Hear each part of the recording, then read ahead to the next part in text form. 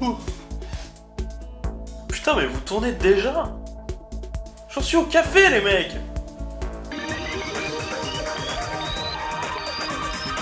Commençons par du lourd avec le projet d'adapter Sandman en film. Joseph Gordon-Levitt se retire du projet pour différences artistiques avec New Line Cinema, tandis qu'un scénariste, Eric Heisserer, qui a notamment officié sur le remake, reboot, on sait pas trop, de The Thing, sur Destination Finale 5 ou encore sur le remake donc de Freddy les Griffes de la Nuit, est arrivé sur le projet.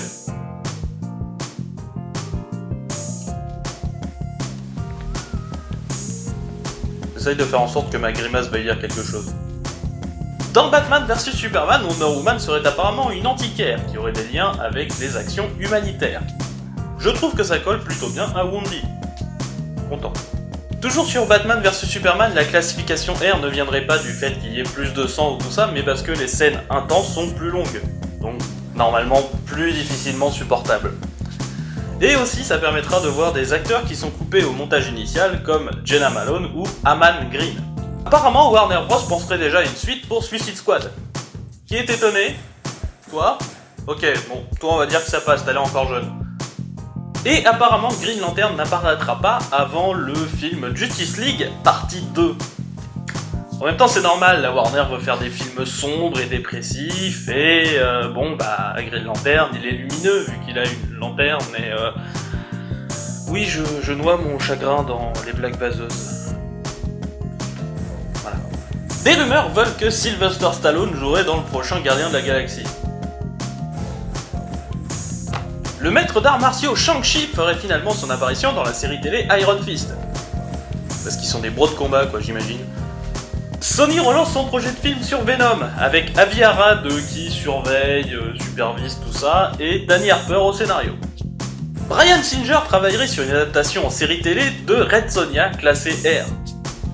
Bon pour le moment c'est que des rumeurs venant de Bleeding Cool, mais ça semblait badass donc du coup voilà. Big Hero 6 retournera sur les écrans en forme de série télé diffusée sur Disney XD, avec les créateurs de Kim Possible et Nick Filippetti dans le projet. Niveau casting, Katie Hazelton rejoindra la série Légion pour incarner Amy, qui est un personnage inventé pour l'occasion. Tandis que Machen Amick jouerait le rôle de Betty et Marisol Nichols, la mère de Veronica dans Riverdale, l'adaptation d'Archie Comics.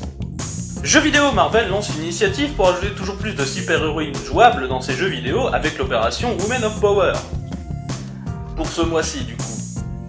Par contre, faut pas déconner, faut toujours dans la plupart des cas les payer pour les débloquer, business is business. Le réalisateur James Robin s'occupera finalement du crossover entre Men in Black et Jump Street. Oui, parce que Men in Black à la base c'est quand même des comics. Ne dites pas que vous avez oublié.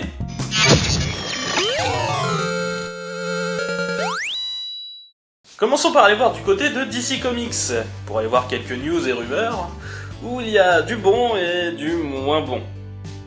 Du coup, le dessinateur Jesus Merino prolonge son contrat d'exclusivité de 2 ans chez DC Comics. Le comics DC Super Hero Girls, pas encore sorti, a déjà une suite de prévues, intitulée Hit and Meets, qui en plus d'être un sacré bon jeu de mots, prendra exemple sur l'Odyssée d'Homer. Rob Williams sera le scénariste de la série Suicide Squad de Rebirth, avec Jim Lee au moins pour le numéro 1.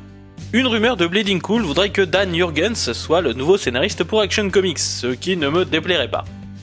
Et enfin, Jimmy Palmiotti vient d'annoncer qu'Harley Quinn allait voyager dans un comics culte, Superman contre Mohamed Ali, où Harley Quinn prendra la place du boxeur.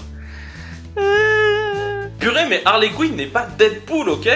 Il va falloir arrêter là. Elle ne se balade pas dans les vieux comics, elle ne sait pas qu'elle est dans un comics, ok ? C'est une ancienne sbire qui a pas mal réussi, c'est vrai, mais bon voilà, c'est tout. Si vous voulez vraiment faire du Deadpool, prenez vos personnages à vous d'ici qui savent faire du Deadpool et qui faisaient du Deadpool avant que Deadpool existe. Prenez Ambushbug, que je sais pas, apparemment tout le monde a oublié, Batmite ou encore Monsieur Mixies Spittle-Hick, car oui, je sais le prononcer. Bon, à côté de ça, DC fait aussi du marketing, et du bon pour une fois, je veux dire, c'est pas chiant, ça bouffe pas autre chose. Non, voilà. Bien que je ne sois pas un très grand fan de la série Black Canary actuelle, quand on me parle de donner une existence réelle à un groupe virtuel, je ne peux qu'apprécier. Ainsi, la chanteuse Michelle Ben Simon et le producteur Joseph Donovan ont créé 3 chansons pour son groupe, disponibles gratuitement sur Bandcamp. Je vous mets le lien dans la description. Et comme on n'a peut-être toujours pas compris qu'allait bientôt sortir Batman vs Superman, on nous remet 4 nouveaux comics dans les paquets de céréales. Et avec des bons artistes en plus dessus, Jeff Parker, Marguerite Bennett, purée, ils ont refait le coup des céréales. Mais j'ai plus de lait, moi. C'est sec les céréales sans lait. De leur côté, Marvel tisse ses nouvelles séries. Ça fait pas mal de temps que c'est un peu devenu leur principale activité. Teaser. Ce serait bien qu'ils commencent à produire. Marvel nous propose donc un peu plus de visuel pour la série Volt Loki. Bon, on n'est pas plus avancé que cela, hein. On a aussi des teasers de persos pour Civil War 2, ce qui reste classique et dans la lignée des teasers de la Maison des Idées. On a aussi l'annonce d'un des titres tie-in à Civil War 2, avec l'annonce d'un numéro X-Men où l'on retrouverait apparemment Magneto. Marvel nous tease aussi une série Han Solo écrite par Marjorie Liu et Mark Brooks en 5 numéros, comme un peu c'est devenu l'habitude pour Star Wars, et où on nous parle d'un choix qu'il devrait faire entre aider la rébellion et participer à une course. Alors vraiment, est-ce qu'on avait besoin d'y foutre les X-Men dans Civil War 2 ? Non, parce que de ce qu'on en sait, ça les touche pas vraiment pour le moment. Que sont-ils venus faire dans cette galère ? Quant à Han Solo, cette histoire de course me fait très peur. Je veux dire, depuis quand Han Solo veut-il faire des courses de vaisseaux ? C'est un contrebandier. En plus, à ce moment précis, il a juste une putain de prime sur sa tête. Pourquoi il voudrait participer à une course ? Donc forcément attirer l'attention. Et une autre petite news Marvel qui concerne les 75 ans de Captain America. Bon alors déjà on aura les flopés de couvertures variantes auxquelles on est habitué. Youpi! Plus intéressant déjà est le numéro 7 de la série Captain America Sam Wilson, qui sera un numéro spécial. Bon, on le savait déjà, mais je le rappelle, on aura dans ce numéro Greg Rucka, Mick Perkins, Tim Sale et John Cassaday. Mais une nouvelle arrivant n'est autre que Joss Whedon, réalisateur des films Avengers et aussi scénariste de quelques bonnes séries Marvel, comme Astonishing X-Men ou Runaways. Et oui, Whedon retrouvera certainement son Cassaday avec qui il a réalisé Astonishing X-Men justement. Et là en fait je vais pas critiquer Marvel, je vais pas critiquer DC, je vais critiquer certains sites généralistes qui ont essayé de faire leur putaclite en mettant Joss Whedon est de retour sur Marvel, exclamation, exclamation, exclamation, exclamation, exclamation. Pour essayer de faire du clic salement parce que les films, tout ça, ça vend. À ce site là, je vous dis merde. Et salement en plus. C'est ce 6 avril que se tiendra l'Image Expo, et on a quelques nouvelles des participants. L'Image Expo, qui fête son 3e anniversaire, n'a pas encore annoncé son programme, mais bel et bien ses participants.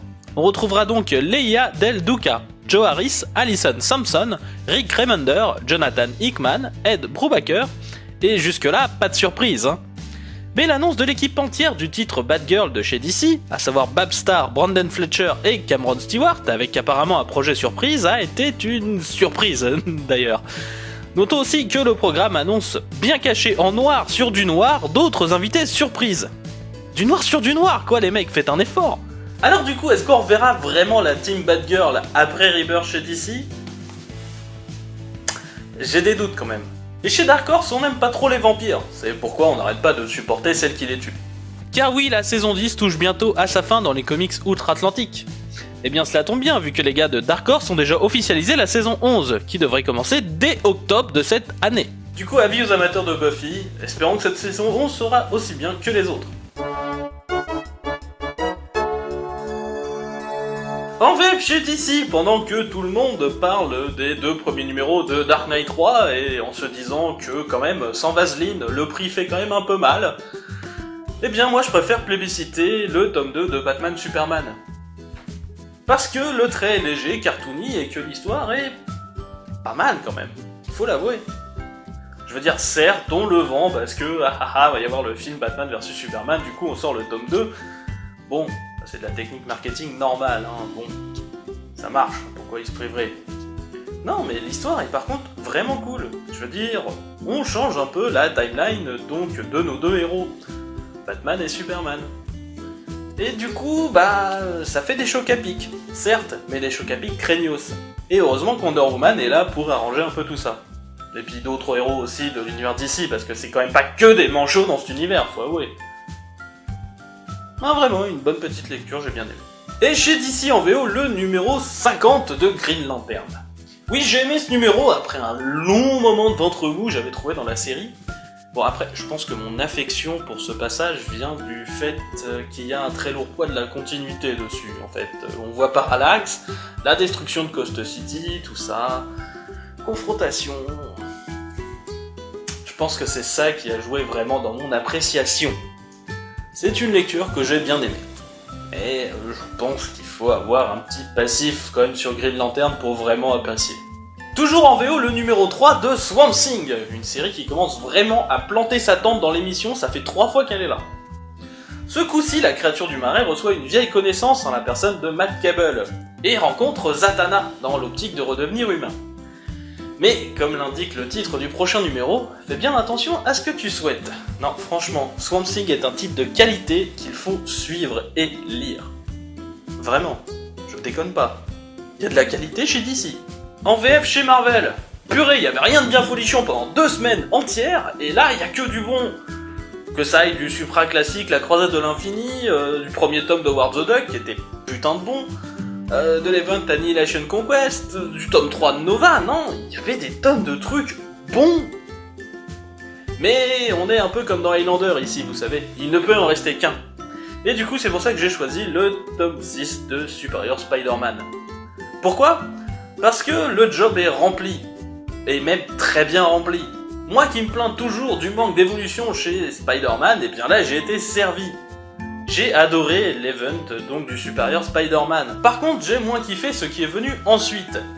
La saga Superior Spider-Man a su s'arrêter avant d'être lassante, a su jouer intelligemment avec son concept et a renouvelé certaines choses dans l'univers Spidey, et a amené de nouvelles idées et des directions intéressantes. Et rien que pour ça mérite mon respect. En plus, elle s'est payé le luxe d'être de qualité, et c'est pour ça que je vous la conseille cette semaine. En VO chez Marvel, j'ai beaucoup aimé le numéro 3 Dayforce. L'équipe est encore plutôt désunie et assez disparate, mais on commence à voir comment ses membres, justement tous singuliers, peuvent finalement s'allier et éventuellement devenir une équipe. Et j'avoue, j'aime bien le personnage de Singularity. Les dessins marchent bien et j'espère juste que Dazzler va vite se remettre en forme. VO toujours, le numéro 2 de Spider-Man. Oui, j'étais un grand fan d'Ultimate Spider-Man. Oui, ça me fait un peu suer de voir l'ancienne continuité se faire retourner comme une crêpe sans qu'elle ait rien demandé. Hein. Oui, parce que depuis quand c'est son père qui soutient Miles, hein. Je veux dire, si on suit vraiment, ça fait un peu bizarre. Mais c'est en voyant ce perso bouger avec les autres personnages et discuter avec eux que je me souviens pourquoi je l'aime, Miles Morales. Et c'est Spider-Man, et pas juste un Spider-Man noir. D'ailleurs, le problème est traité dans le numéro. On joue aussi avec la continuité du Spidey originel, on nous tease quelque chose avec Black Cat, qui va sans doute avoir un lien avec Superior Spider-Man. Et le cliffhanger à la fin m'a fait hurler de rire. Vraiment, je veux dire, c'était putassier au niveau des références, c'était improbable, mais c'était jouissif. Mais y a pas que Marvel et DC dans la vie, y a les indés aussi. En VF chez les indés, je vous recommande le premier tome de The Woods, qui est publié chez Ankama Studio, et apparemment donc via Boom Studio. Hein. Sans rire, une histoire de James Tynion 4 est dessinée par Michael Dialinas. Ça devrait déjà vous envoyer quand même quelques petits soupçons de rêve. L'histoire, c'est que tous les occupants d'une école se retrouvent soudain téléportés dans une forêt sur une autre planète, située apparemment bien loin de notre système solaire.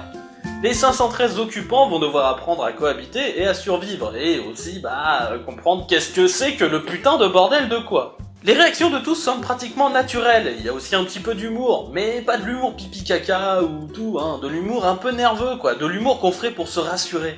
Parce que le titre, là on est aussi un petit peu du côté de l'horreur. Une bonne lecture, vraiment. Et chez les indés en VO, je conseille le numéro 4 de Replica, chez Aftershock Studio. Une histoire d'enquête avec la même personne clonée des tonnes de fois, chacun représentant une facette de sa personnalité.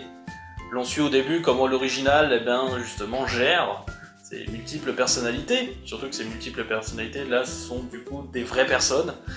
C'est assez intéressant de voir comment il y a certaines personnalités qu'il aime bien, il y a certaines personnalités qu'il n'arrive pas, et il apprécie pas aussi de se faire bouffer par certaines de ces personnalités qui sont envahissantes par rapport aux autres, c'est assez cool. Et ensuite, on a une deuxième partie qui est une enquête qui commence un peu sur les chapeaux de roue, et qui finit aussi sur les chapeaux de roue, et qui vous laisse un peu pantelant, et dire « je veux la suite ». Je veux la suite. Maintenant. Là. VO toujours chez Vertigo, le numéro 5 d'Unfollow. Parce que 138. Oui, la dernière fois on était à 139, on a commencé à 140, là on est 138. Et purée, il y a des trucs bien kiffants, comme le masque qui bouge tout seul sur la gueule du type, ou je sais pas, le tigre qui parle au lecteur au tout début du numéro, c'était assez cool. L'histoire avance, les persos rentrent chez eux avec l'argent, mais ça reste encore bien dangereux pour un peu tout le monde. J'aime bien la critique effectuée sur la société de l'information, et j'aime beaucoup cette série. Si vous savez pas quoi lire en ce moment, pour l'instant je vous dirais que chez les indés, Unfollow c'est quand même pas trop mal. Du coup, t'as trouvé quelqu'un pour le machin là? Oui, j'ai réussi à avoir un expert. Un expert? Carrément? Enfin, après, il m'a dit qu'il serait dispo que à partir de la semaine prochaine, quoi. Comment ça, faut attendre une semaine?